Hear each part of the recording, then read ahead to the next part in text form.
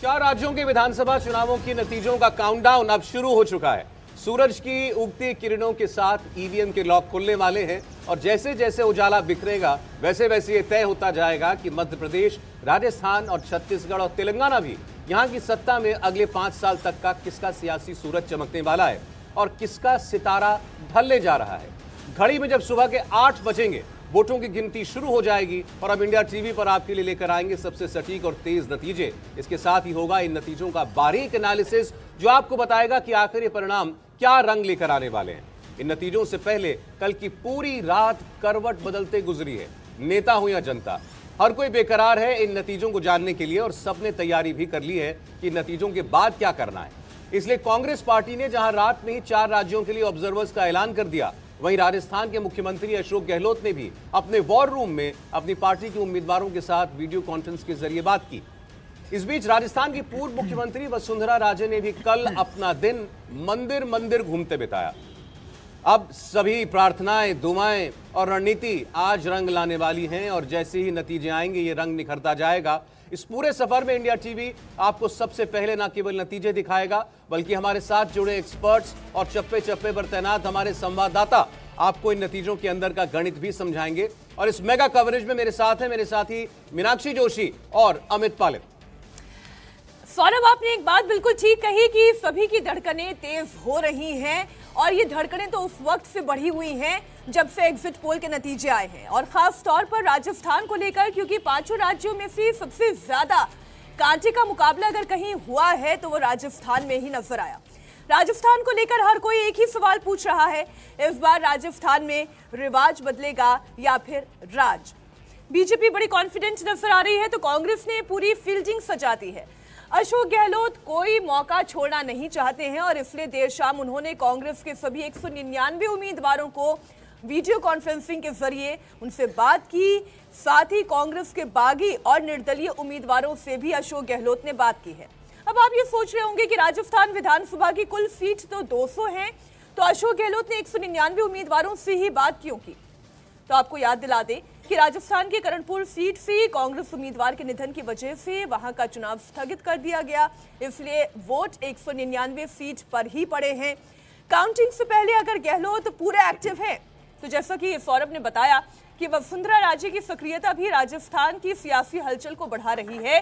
वसुंधरा राजे देव दर्शन यात्रा ही नहीं सिर्फ कर रही हैं, उन्होंने राज्यपाल कलराज मिश्र से मुलाकात भी की, जयपुर में आरएसएस के दफ्तर में भी पहुंची।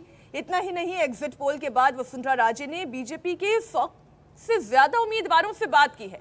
तो ये सारी हलचल तभी से परवान चढ़ेगी जब आज नतीजे आएंगे और इन नतीजों को हम सबसे पहले आप तक पहुंचाएंगे, वो भी देश के जाने माने एक्सपर्ट्स के एनालिसिस के साथ, क्योंकि राजस्थान, छत्तीसगढ़, तेलंगाना, मध्य प्रदेश के नतीजे 2024 का मूड सेट करने वाले नतीजे हैं। अमित, बिल्कुल मीनाक्षी, इसीलिए इन चुनावों को 2024 का सेमीफाइनल कहा जा रहा है और इस सेमीफाइनल की पिच में मध्य प्रदेश में दिग्गजों ने जो बैटिंग की है उसका स्कोर कार्ड अब से थोड़ी देर बाद आपकी स्क्रीन पर नतीजों के रूप में दिखने वाला है। वैसे एग्जिट पोल तो बिना लाग लपेट के एमपी में बीजेपी की बंपर जीत का अनुमान लगा चुके हैं, लेकिन ईवीएम में क्या आंकड़े छिपे हैं और वो अब से थोड़ी देर बाद निकलने वाले हैं। तो शिवराज सिंह चौहान एग्जिट पोल के नतीजों से गदगद नजर आए। उन्हें अपनी लाडली बहनों पर भरोसा है तो कमलनाथ भी हनुमान भक्ति के प्रसाद का इंतजार कर रहे हैं और इनके साथ साथ वो दिग्गज भी बेकरार हैं जो केंद्रीय मंत्री हैं और राज्य में विधायक का चुनाव लड़ रहे हैं। इन दिग्गजों पर अपनी सीट का चैलेंज नहीं है बल्कि इनके इलाके में कौन जीता इसका रिपोर्ट कार्ड भी इनसे लिया जाएगा। तो एमपी में 230 सीटों के नतीजे आने वाले हैं और बंपर वोटिंग ने माहौल में और उत्सुकता बढ़ा दी है और अब जैसे जैसे वक्त करीब आ रहा है सबकी धड़कनें और तेज होती जा रही है। लेकिन आप दिल थाम कर रखिए क्योंकि इन धड़कनों को, क्योंकि वादा है हमारा कि सबसे पहले नतीजे और सबसे सटीक एनालिसिस हम ही आपके लिए लेकर आने वाले हैं लगातार इंडिया टीवी पर।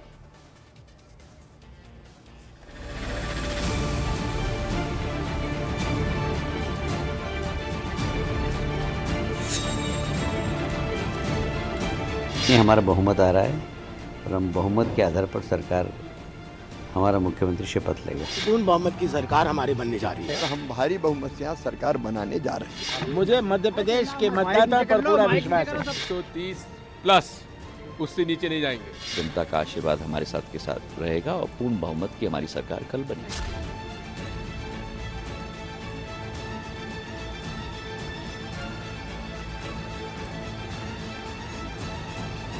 विश्वास है कि राजस्थान में हमारी सरकार बनने वाली है। राजस्थान में हम शानदार जीत हासिल कर रहे हैं। राजस्थान में फिर कमल खिलने की तैयारी। चुनाव जीत रही है कांग्रेस, भारी बहुमत से स्पष्ट बहुमत मिलेगा। बहुत मजबूत भाजपा की सरकार राजस्थान में बन रही, कोई किंतु परंतु नहीं है जी।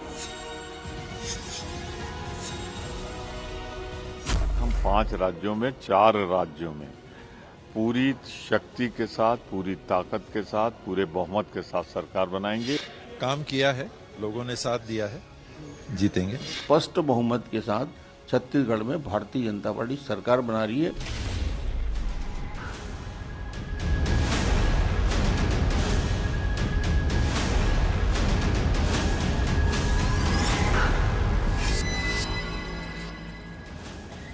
नेताओं के अपने अपने दावे आपने सुना और सब बड़े कॉन्फिडेंट भी दिखाई दे रहे हैं, लेकिन वोटों की गिनती शुरू होने में अभी थोड़ा वक्त बाकी है।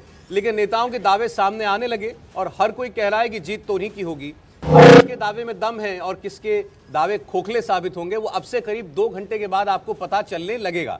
और यही पता लगाने के लिए हमारे तमाम रिपोर्टर्स चारों राज्यों में अलग अलग काउंटिंग सेंटर्स पर मौजूद हैं। मैं आपकी मुलाकात करा देता हूं। भोपाल से हमारे साथ जुड़ रहे हैं अनुराग अमिताभ, भोपाल में बीजेपी वॉर रूम से प्रिया सोमवंशी हमारे साथ जुड़ी हुई हैं। जयपुर के काउंटिंग सेंटर से मनीष भट्टाचार्य हमारे साथ हैं और जयपुर में अशोक गहलोत के घर के बाहर से पवन नारा हमारे साथ जुड़ रहे हैं।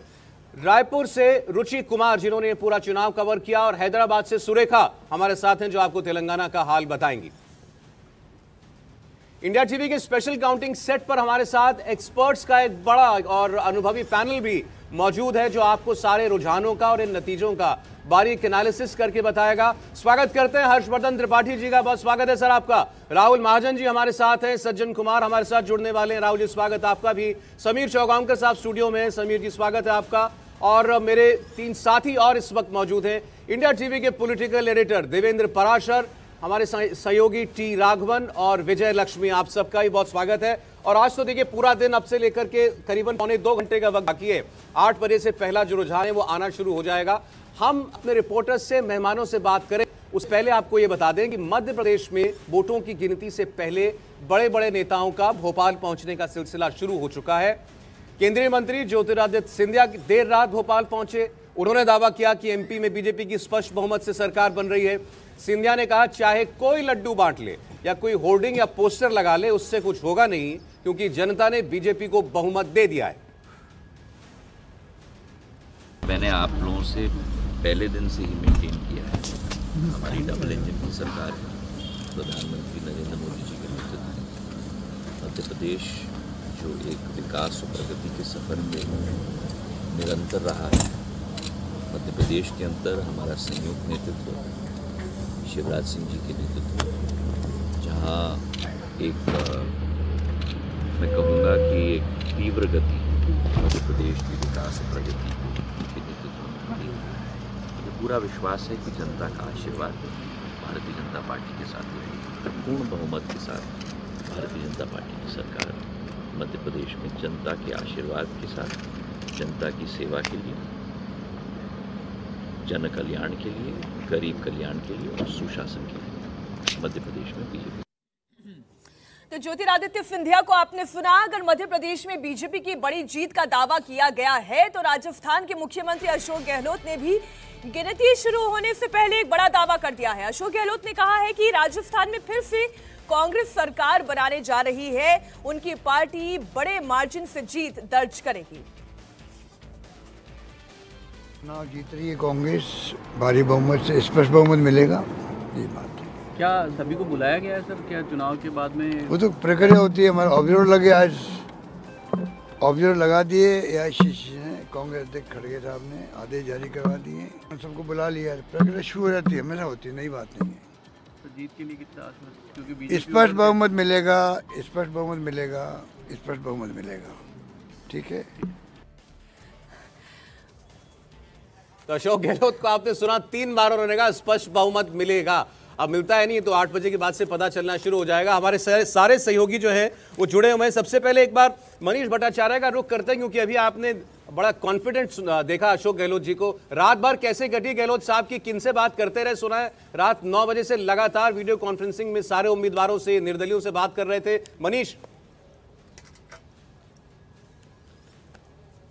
चिंताओं की लकीरें तो जरूर थी अशोक गहलोत के चेहरे पर। रात को वीसी हुई है, तमाम जो कैंडिडेट्स हैं उनसे बातचीत की है और हालांकि जो अंदर खाने से खबरें आई हैं, इतना कॉन्फिडेंट होने के बाद उन्होंने सभी नेताओं को कहा है कि 4 दिसंबर को सभी 12 बजे जयपुर में उपस्थित हों, घर पर मुलाकात होगी। खासतौर पर इंडिपेंडेंट से काफी ज्यादा बातचीत हुई है। वो लोग जो मुख्यमंत्री अशोक गहलोत के बहुत करीब रहे हैं, क्योंकि इससे पहले भी घर पर भी तमाम जो भी लोग थे वो मिलके चले गए थे, लेकिन आधे घंटे की वीसी हुई। सुखजिंदर रंधावा वहां पर मौजूद थे, प्रदेश अध्यक्ष गोविंद डोटासरा मौजूद थे, अशोक गहलोत मौजूद थे और डिजाइन बॉक्स के जो मालिक हैं वो भी मौजूद थे। कुल मिलाकर रूपरेखा तैयार की गई थी। दोनों तरफ से देखिए आप, नजरें दोनों तरफ हैं। अशोक गहलोत रात को सभी नेताओं से बातचीत कर रहे थे, दिन भर वसुंधरा राजे सबसे बातचीत कर रही थी। सुबह से लेकर शाम तक के वो एक्टिव थी और शाम के बाद अशोक गहलोत एक्टिव हुए और उसके बाद तमाम कार्यकर्ताओं से बातचीत की और शाम को फिर सचिन पायलट भी आए। हालांकि वो वॉर रूम के अंदर नहीं आए थे, लेकिन ये तय हुआ कि राजस्थान के जितने भी मुख्यमंत्री गहलोत के करीबी हैं, जिन्होंने सियासी समीकरण जो तमाम बिसातें बिछाई हैं, उनसे बात करना बहुत जरूरी है, धरातल को टटोलना बहुत जरूरी है। इसीलिए ये पूरा वीसी किया गया और कॉन्फिडेंस उनके चेहरे पे दिखाई दे रहा था और उसके बाद जब बाहर आए तो उन्हें कहा स्पष्ट बहुमत से सरकार आ रही है। हालांकि अभी जो तमाम नेता हैं वो अब सुबह से ही टीवी पर मॉनिटरिंग करना शुरू कर चुके हैं, धड़कनें उनकी बढ़ गई होंगी। सौरभ।